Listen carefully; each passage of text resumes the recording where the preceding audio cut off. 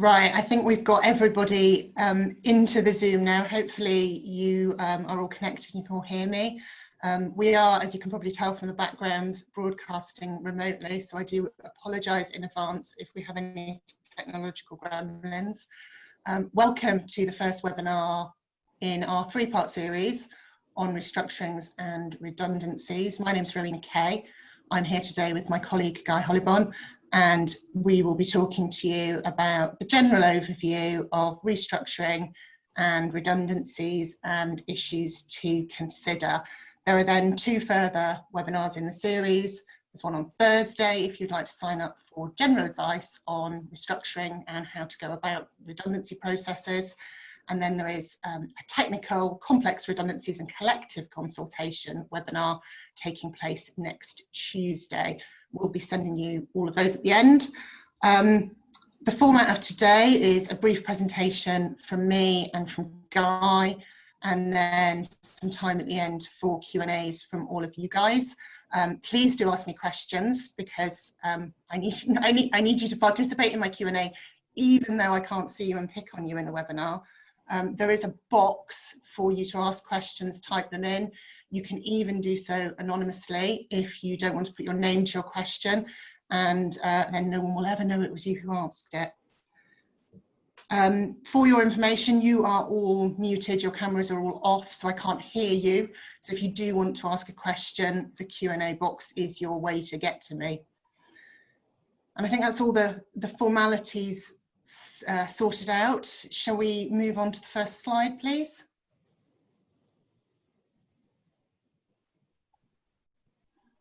Oh, we're a few through. A sneak preview. That's the one. Restructuring or redundancy. The current COVID situation has been incredibly difficult for a large number of businesses. It's also provided opportunities for new ways of working for quite a few companies that I've advised. And one of the first questions that can reach people is, what is going on here? Do we have a redundancy situation, or are we looking at a restructuring? And I think the best way to think about the difference from those is a redundancy is a diminished requirement for work of a particular kind. You do not need either a function or you don't need as many people doing the job. A restructuring is changing the way the workforce works and does the work that's available. And just to keep you on your toes as we kick off, I've got a scenario for you. A shop has found that during lockdown, business has migrated online, and of 20 shop staff that they had back in February, only 10 are now needed. However, there are 12 new jobs in the retail operation. Is that a restructuring or is that a redundancy? And the answer is, unhelpfully, it's a bit of both. If your staff are very keen to move into the online jobs, everybody's very enthusiastic about the changes, you don't necessarily need to handle this as a redundancy consultation with all of the morale implications that has for people. On the other hand, actually, technically speaking, you have a redundancy situation. You have a diminished requirement for people standing in your shop selling things to people. And that's the case even though you have more jobs, so hopefully you can redeploy everybody into the online retail. And if you are facing a situation like that, we are very happy to hold your hand through how you comply with the technical requirements for redundancy, whilst at the same time presenting it as a positive change for your staff and really a new opportunity where nobody's job needs to be at risk. So you can tick both those boxes of keeping up staff morale whilst complying with the legal requirements that you need to cover. And have the next slide, please. The other issue that we encourage our clients to have a think about before they move to redundancy is, are there options for you for cost savings other than a redundancy process? In big employers, a recruitment freeze can be a really helpful way of saving money, particularly if you can redeploy people who are multi-skilled into some of the areas that might have patchy cover as a result of that recruitment freeze. A lot of our clients use a lot of contractors or agency staff, and scaling back that external use can be a useful way of making temporary cost savings or permanent cost savings without the need for redundancies. Likewise, pay freezes. I think that's something that a lot of us have become familiar with over the recent period of austerity. And again, it may be something that is a helpful step. Finally, dismissing employees with less than 2 years service. Unfair dismissal law only kicks in when people have 2 years service, unless there are some very specific circumstances like discrimination. As a result, moving to get rid of your newest starters can sometimes be an option to avoid a full-scale redundancy process. We do advise you talk to us if you're considering that, and of course sometimes that may result in your most skilled, most enthusiastic employees being the ones who are lost, so it may not be the best option for the business, but it's definitely something to consider. The next slide, please. The other option that we suggest people have a think about is temporary options. For some businesses, the current knock-on of COVID is going to last long term, and they are needing to make structural changes which will last indefinitely. But for others, it's really a question of getting them over the hump of the next 6, maybe 12 months until things begin to regularise again.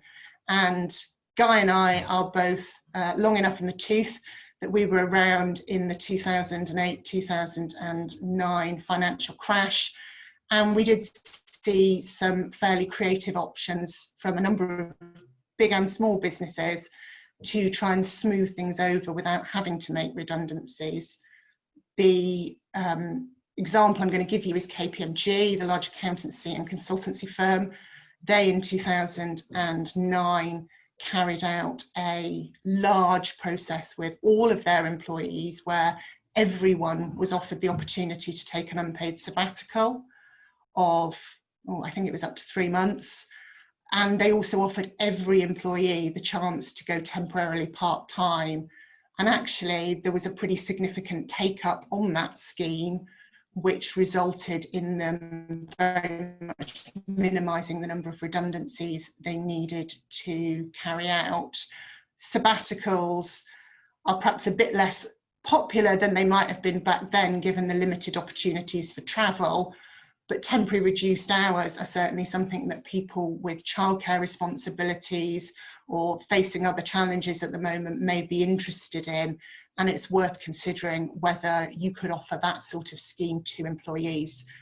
There are ways of communicating that to ensure that it is a voluntary scheme and that everybody signs up their agreement to it, and that therefore you don't have to impose it upon anybody who doesn't want to go down that route. Also making a quick mention of furlough, which I'm sure everyone on this webinar has come across in one respect or another. Flexible furlough started from the beginning of July. It only applies to people that you've already had on furlough during the old scheme.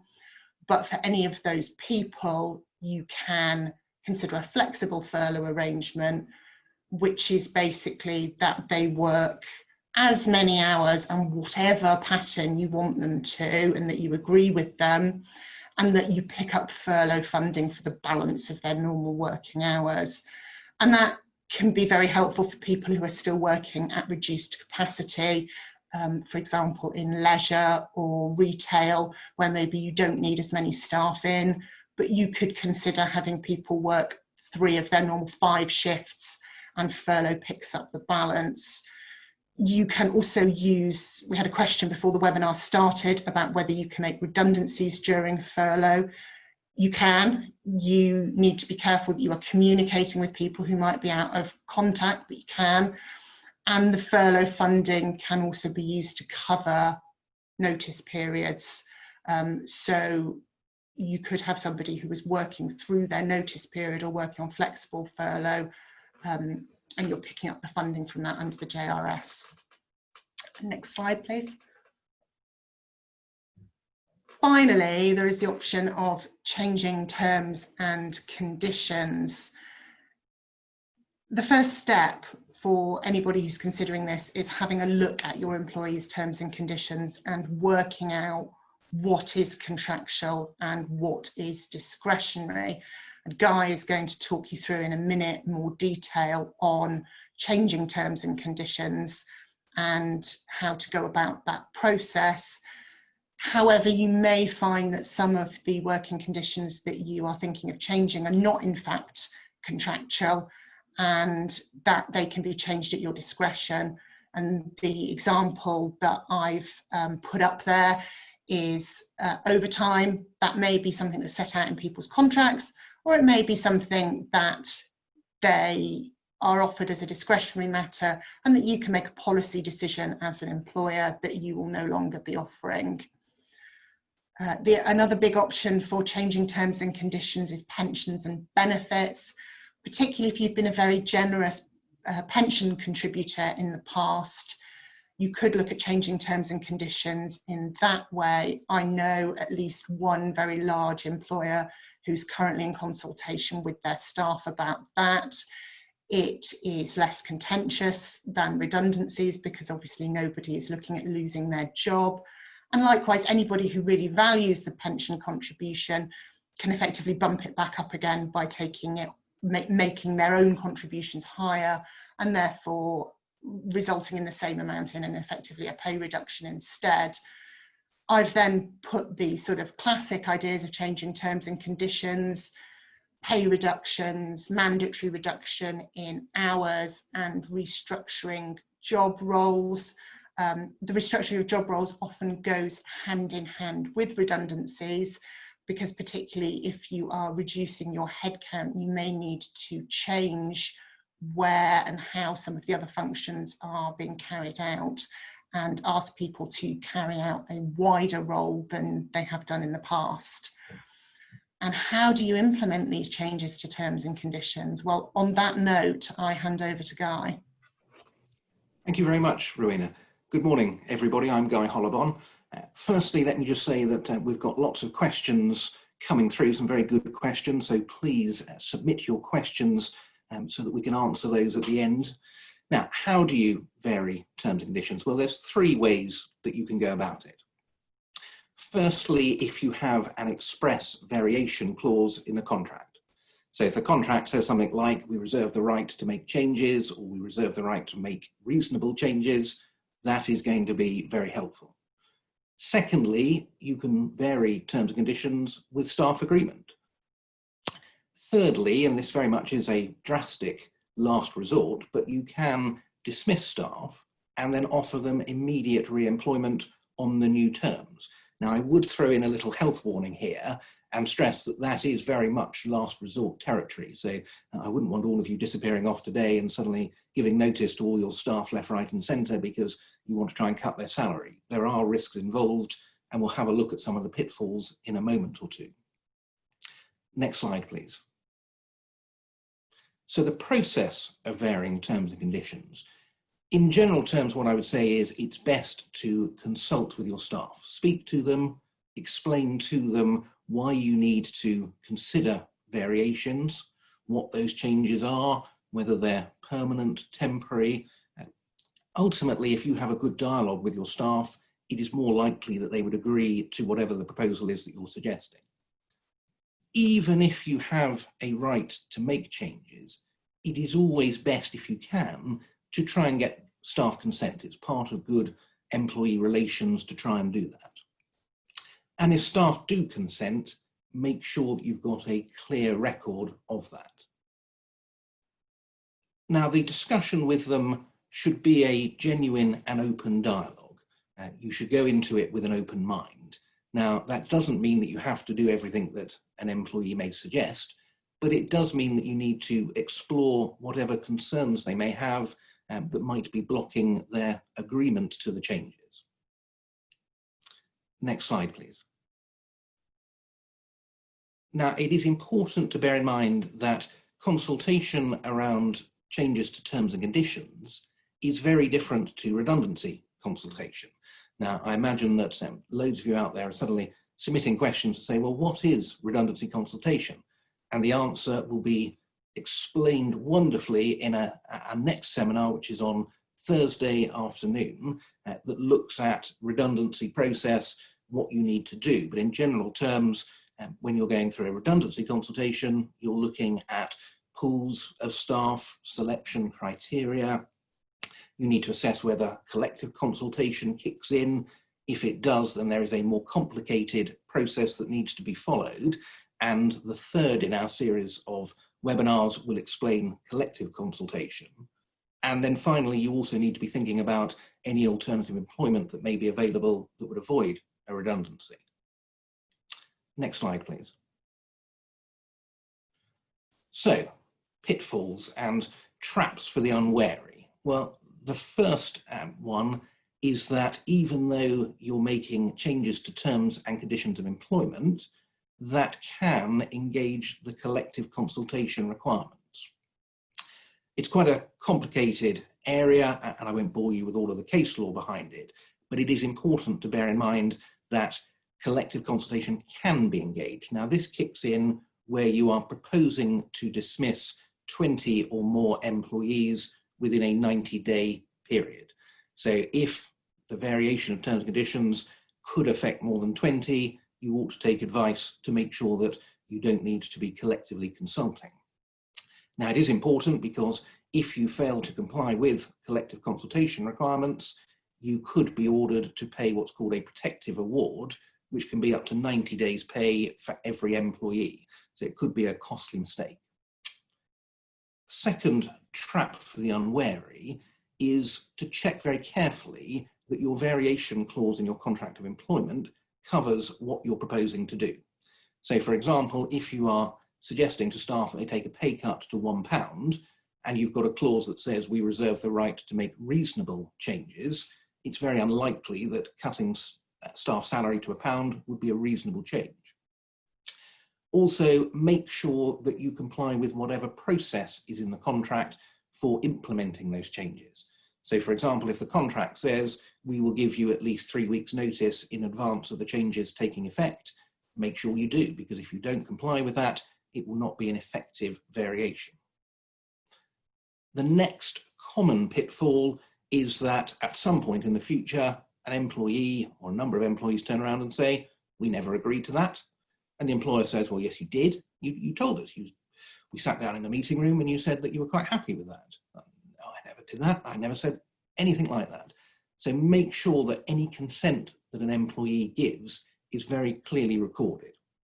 The best and the simplest way to do that is to get them to sign a letter confirming whatever the changes are that are being implemented. Now, some employers take the view, well, we don't like our staff, they're a nasty bunch, we don't really want to consult and speak to them, so we're just going to go ahead and impose this. We need to make changes very quickly to save the business, and we're just going to do it. Lots of employers, I'm sure, will get away with doing that. It certainly is not recommended. The main risk behind it is that if you are imposing changes, that can be a breach of contract, and staff could then resign and claim constructive unfair dismissal. Equally, if the employer is in fundamental breach of contract, the employee who has, say, restrictive covenants in their contract, those restrictive covenants would no longer be enforceable. So you need to be very careful that you don't just go ahead and impose these things. Even if an employee didn't take the very drastic step of resigning, what they could do is remain employed, but bring an unlawful deduction from wages claim. So, for example, if you were changing the salary structure and suggesting that people took a reduced salary, an employee who hadn't formally consented to that could remain employed and then bring a tribunal claim to top up back to their normal salary level. I've touched upon this already, but the other big risk is if you're going for the drastic step of sacking staff and then offering immediate re-employment on new terms, that is still a dismissal. And anybody with over 2 years service could bring an unfair dismissal claim. So it is very important that you do take good legal advice before you do that, if that is the last resort. Next slide, please. There's always one. Now, I think most employers would be able to pick out from their employees who it would be that would be difficult and awkward.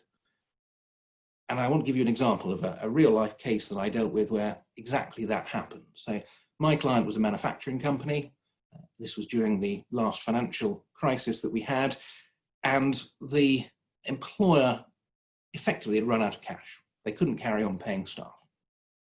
What they did have, however, was a very, very lucrative contract that was coming on stream in 6 months' time.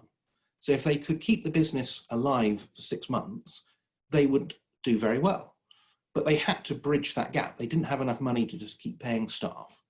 So ultimately, they needed some way of surviving for 6 months. And so what we did was we consulted with staff and explained the dire financial position, explained that ultimately the alternative would be a winding up and insolvency. Staff probably wouldn't get paid by the company. They'd have to seek money from the government. It would all be very difficult. What we were suggesting was a very large pay cut, but that would apply to everybody, so directors as well as more junior staff. When the 6 months elapsed and this new contract came on stream, the company then set out a proposal for a generous bonus as a sort of loyalty payment, and also a mechanism for repaying the wages over the 6 month period, but over a period of time.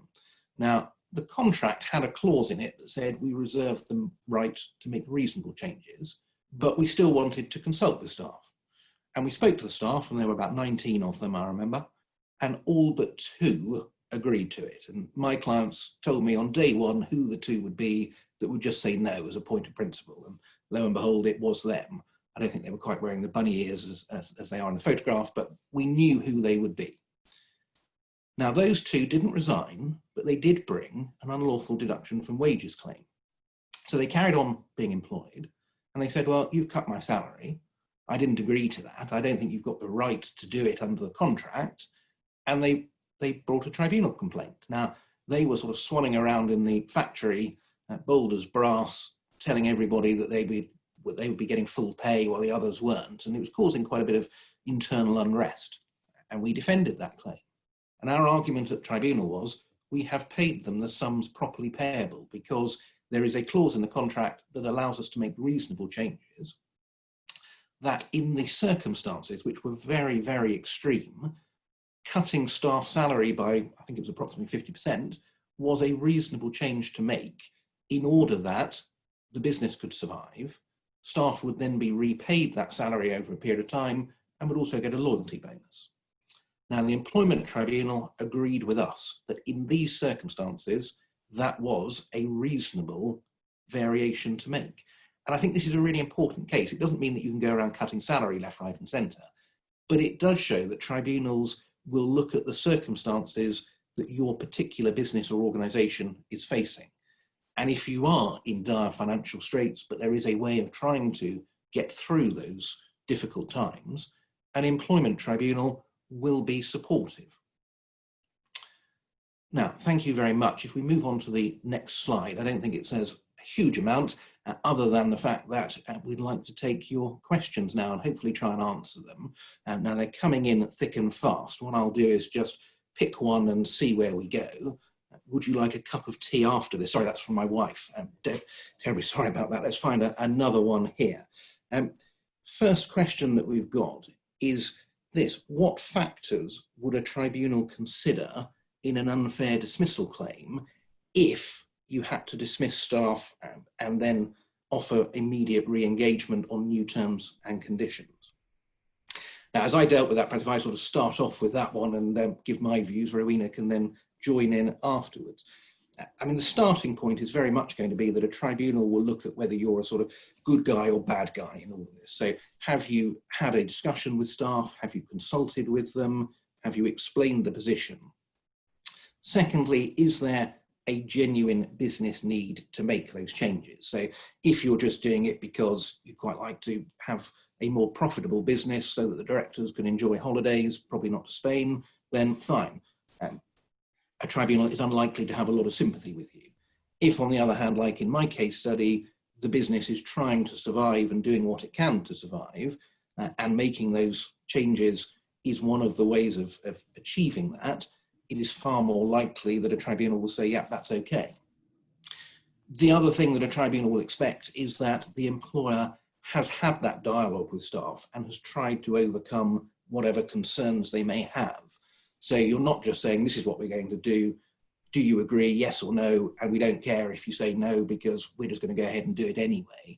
Have you genuinely tried to engage with whatever those blocks to agreement are and see if some way of resolving that could be achieved? So those are the sorts of things that, in my view, a tribunal would look at. Rowena, I don't know if you've got anything else to add into that. I suppose the other thing I would add is look at your numbers very carefully, because if you have 20 or more people potentially at risk of being dismissed in connection with a refusal to agree changes to terms and conditions, you're going to have triggered the collective consultation requirements.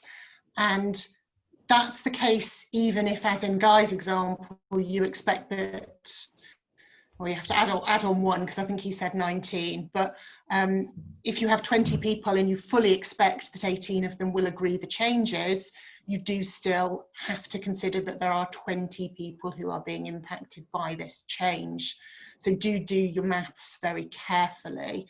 An example of somebody who's doing that at the moment is BA. They've been in the press, they're currently consulting with their unions in relation to changes in terms and conditions across the workforce as one of the sectors that have been very impacted by COVID and its knock-on impacts. So you might have seen some of the reporting on that, and that's one where collective consultation was necessary. Shall I pick a question, Guy, or are you gonna? You pick a question, Rowena, go for it. I have one which I quite like, which is, do I need to consult my staff in writing about any changes, or is it okay to do it verbally? And the answer I would say is your consultation should be verbal. It might be over Zoom, it might be in person, it might be just on the telephone if that's the easiest option for you, because your consultation is meant to be a two-way process. You want to give the employees the opportunity to give their feedback, and the best way to do that is by actually sitting down and talking to them. What you do want to do, however, is to document everything that's going on in writing. So the invitations to the meeting, the outcome, and as Guy said, if they consent to the changes, a signed from them copy of their agreement.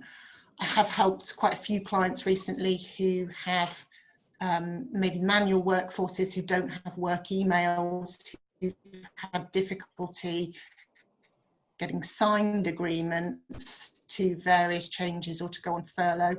And what I would say in that regard is that tribunals are likely to be pretty understanding on that score. We've had various workarounds like sending a text confirming your agreement, or given most people have smartphones, taking a photo and messaging it to the employer of the signed piece of paper. It doesn't have to be a nicely scanned document setting out the agreement. And if you've got anything to add to that, Guy? I've got absolutely nothing to add. I think that was spot on. I think I understand there may be some tech issues going on. If there are, please don't worry, because we'll be sending out a copy of the Q&As separately, so you'll have a chance to go through that fantastic answer from Rowena. Now, picking another question, I've got one here, which I think is probably best for you, Rowena, because you covered it in your talk, but those alternatives to redundancy that you raised, are those things that you have to consider in every case before you can then move on to redundancies?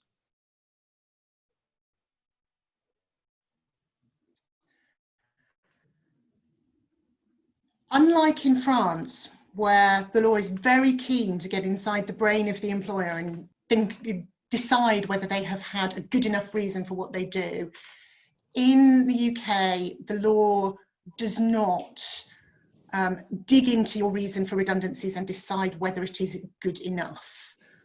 What you are obliged to do is consult about your proposals and consider all of the ideas that employees come up with for avoiding them.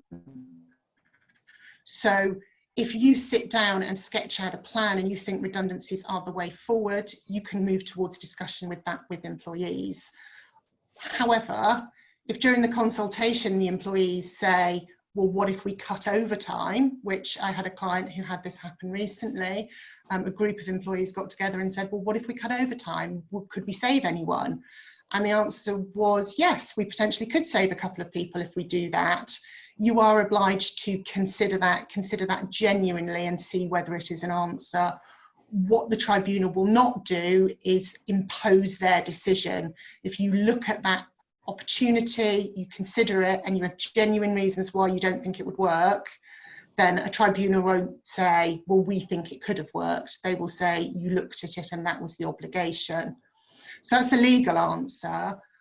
I think from the practical HR answer, I would always advise people to go through all of those ideas before they move to redundancies, not least because when your business does hopefully recover, you are going to need as many people as possible.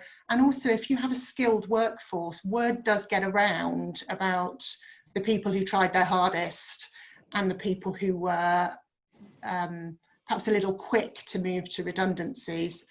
Certainly, I know in the legal market back in 2008 and 9, everybody knew the law firms that had tried really hard and the law firms that hadn't.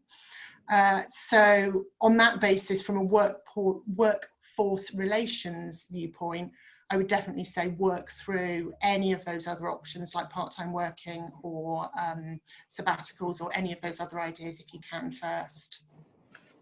Yeah, fantastic. The only thing I would add is in our series of webinars, we're looking at the basics behind a redundancy scheme. And for those of you that sign up and join that, you'll very much see the point that Rowena was making there, that ultimately the legal framework is such that a tribunal isn't there to sort of redo the redundancy process and make its decision as to who should be selected or shouldn't be selected or what alternatives the employer should have put in place.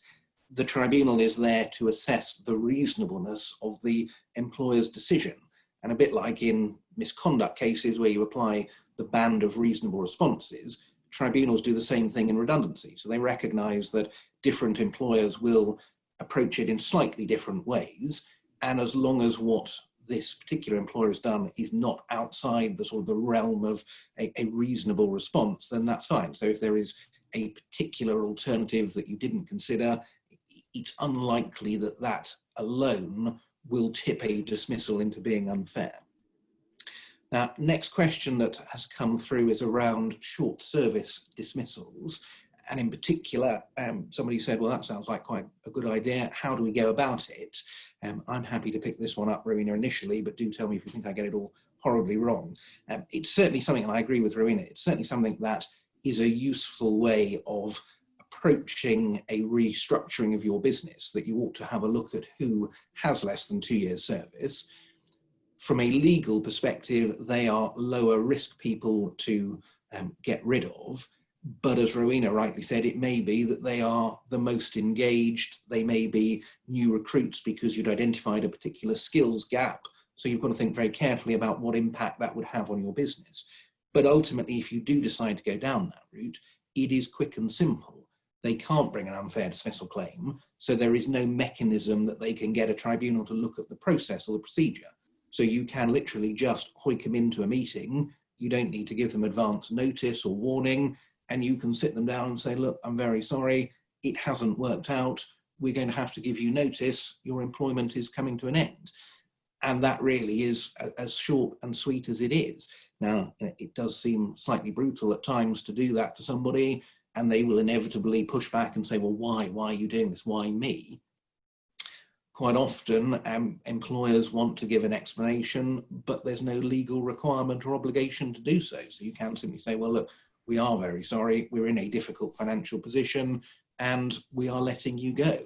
And that meeting is short, it's sweet, but it does achieve the desired objective of reducing headcount quickly. If anybody has any other questions, now is the time to submit them, because we're fast approaching the end of the questions.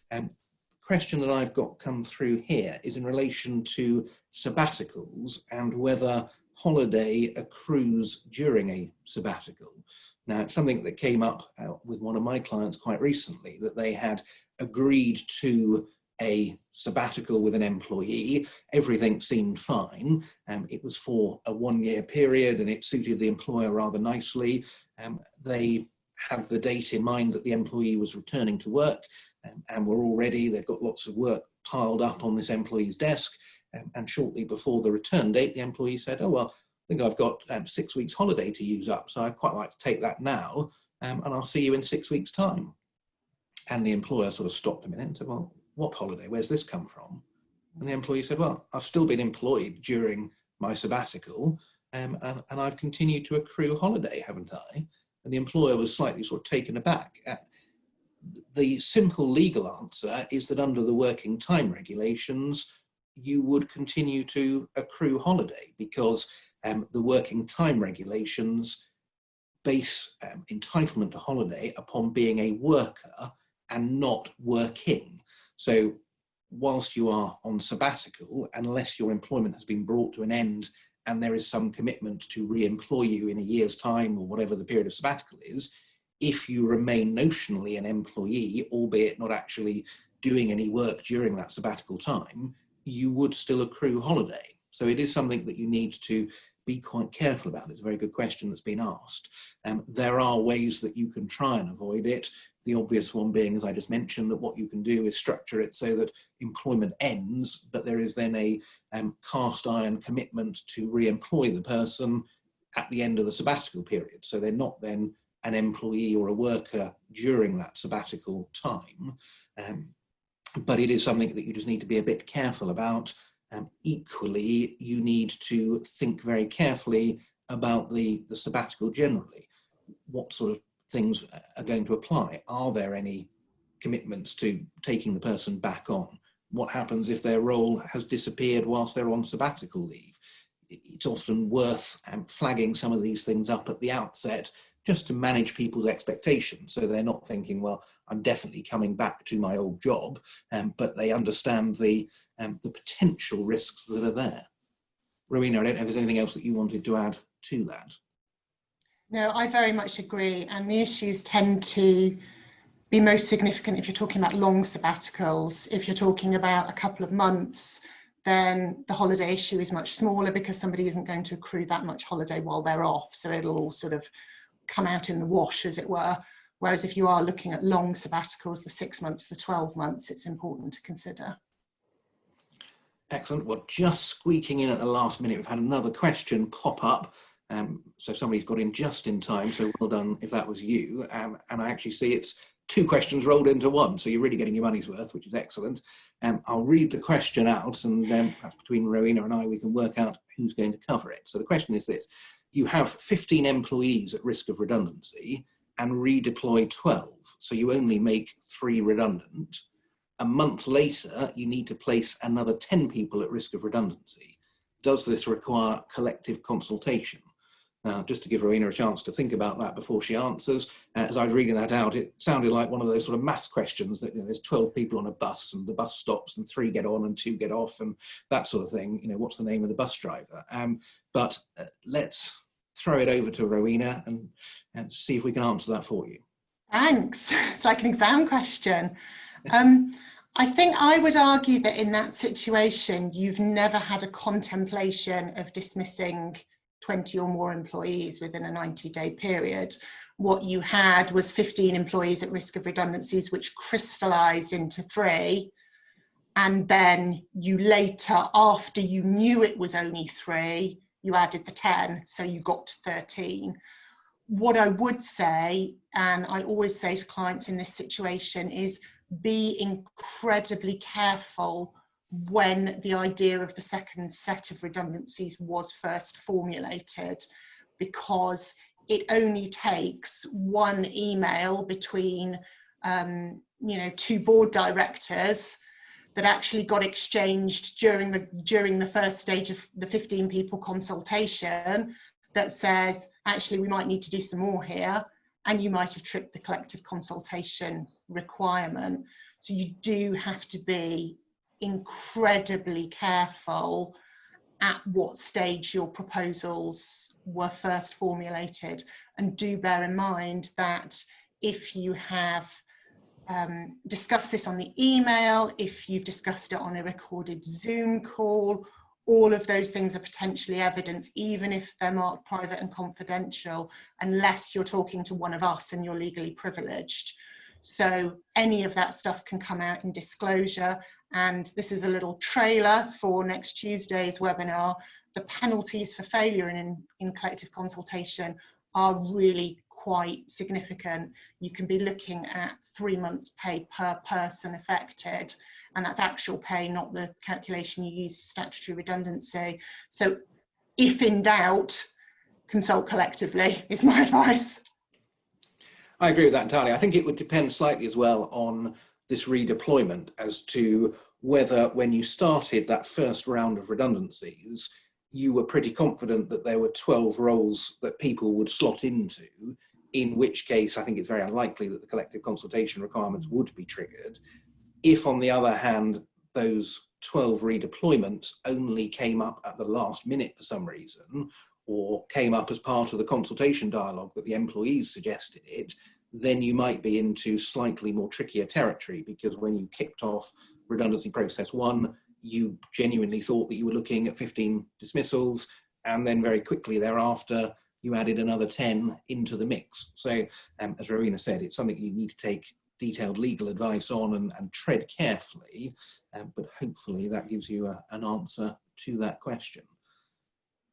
In which case, unless somebody gets in very, very quickly, I think we've now answered all of those questions. So it just remains for me to firstly thank all of you for joining today and for listening. Hopefully you've picked up some good tips on how to deal with the changes to terms and conditions, alternatives to redundancy. As a reminder, this is the first in our series of 3 webinars. You'll receive an email later on that gives booking details for the other 2. Please do sign up if you can. You'll also get an email asking for some feedback, and we'd really appreciate it if you could give some feedback. It is very important to us so that we can improve on things if possible. It's also very helpful for Rowena and I, because we haven't been able to see you today, so it's quite nice to get a bit of feedback. I had one recently that somebody said, I've been an HR manager for over 20 years. I've been to so many webinars and seminars that I can't even remember how many, but over that time I can honestly say, Guy, that one you've just done has been the most recent. And I took that as a very positive bit of feedback, and that spurs me on then to present them again. You'll also get an email providing you with a link to the recording of today's webinar. So if there's anything that you want to go back on and check, you're welcome to go back. And equally, it will send you some written responses to the Q&A so that everybody can see those and have those as a record. So all it remains for me to do is say thank you very much from me. Thank you. Thank you to everyone for attending. I wish I could see you, but thank you to you all out there. And we look forward to seeing you in our next series of webinars.